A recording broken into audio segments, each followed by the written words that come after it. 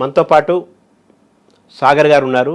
వారు సాగర్ అని సింగరాజు, కాలిఫోర్నియాలో ఉంటారు. టెక్నోక్రాట్.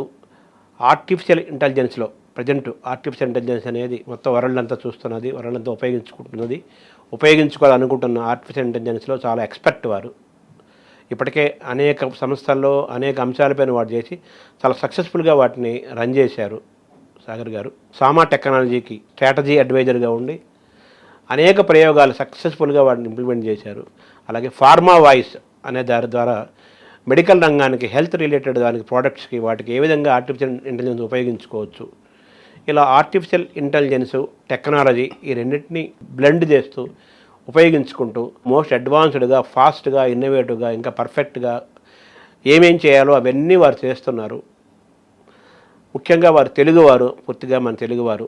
ఎన్నో ఏళ్ల క్రితం అమెరికా వెళ్ళి ఆయనకున్న టెక్నికల్ నాలెడ్జ్ తోటి, నోహౌ తోటి ది మోస్ట్ సక్సెస్ఫుల్ పర్సన్గా యూఎస్లో ఉన్నారు. ఈ టెక్నికల్ నాలెడ్జి, ఆర్టిఫిషియల్ ఇంటెలిజెన్స్ వాళ్ళ టాప్ 100లో ఒకరిగా ఆయనకి చాలా పెద్ద పేరుంది. అమెరికా యావత్ కంప్లీట్ అమెరికా అంతా పేరుంది. మన తెలుగువారు, వారికి తెలుగు భాషా సంస్కృతులు, సాహిత్యం అంటే చాలా ఇష్టము, భారతీయత అంటే ఇష్టము. అటువంటి వ్యక్తి కొత్త కాన్సెప్ట్తో మన ముందుకు వస్తున్నారు. ముఖ్యంగా మన తెలుగు భాషా సంస్కృతుల్ని, ముఖ్యంగా పిల్లలను, యువతలని చైతన్యపరచాలని, శక్తివంతమైన ఆంధ్ర భారతాన్ని, తెలుగు నిర్మాణాన్ని చేయాలనే ఉద్దేశంతో వారు ముందుకు వస్తున్నారు.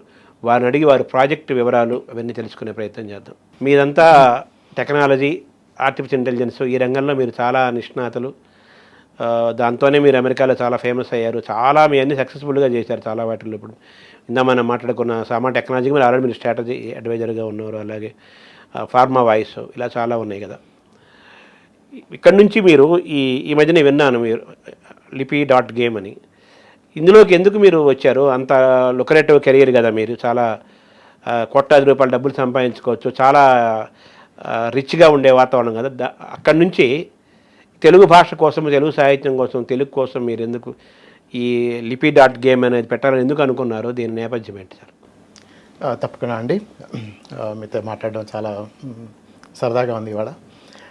మీరు అన్నట్టు చాలా అవకాశాలలో పనిచేశాను. సామా టెక్నాలజీస్, మిగతా ఇతర రంగాలను, ఫైజర్ లాంటి మల్టీనేషనల్ కంపెనీలకి ఏఐ ద్వారా ఎలాగైతే క్లినికల్ ట్రయల్స్ ముందు చేసి డ్రగ్స్ చేయొచ్చో కనిపెట్టడానికి హెల్ప్ చేశాం. కరెక్ట్, మీరు అన్నట్టు కోట్లాది రూపాయలు అవకాశాలు కూడా ఉన్నదే. అయితే ఇవన్నీ చేస్తూ ఉంటే ఒకటి అనిపించింది, 30 ఏళ్ళ నుంచి చేస్తున్నాం, అన్ని రంగాలు చేసాం.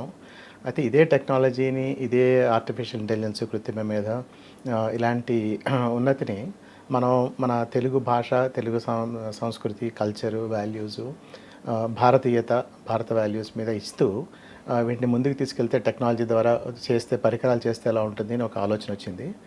ఆలోచన వచ్చి ఇటీవల ఒక సుమారు ఏడాది క్రితం సామా నుంచి విరమణ చేసి ఇంకొక టెక్నాలజీ కంపెనీ ఇంకోటి పెట్టి మామూలు చేయడం కాకుండా ఇటు వద్దామని చెప్పి తెలుగు భాష కోసం అని వచ్చానండి. సో ఇంకా డీటెయిల్స్గా చెప్తాను. బట్ నాకైతే చిన్నప్పటి నుంచి కూడా మనందరిలాగే తెలుగు మీద మక్కువ, మమకారం అంతా ఉంది. అంత పుట్టింది పెరిగింది ఇక్కడే, తెలుగు సంస్కృతితోటే. అయితే ఈ టెక్నాలజీ ద్వారా ఒక ఆధునిక మాధ్యమాల్లో తెలుగుని కూడా ఎందుకు మనం ముందుకు తీసుకెళ్ళకూడదు అన్న ఆలోచన నుంచి ఉద్భవించిందే ఈ లిపి.గేమ్.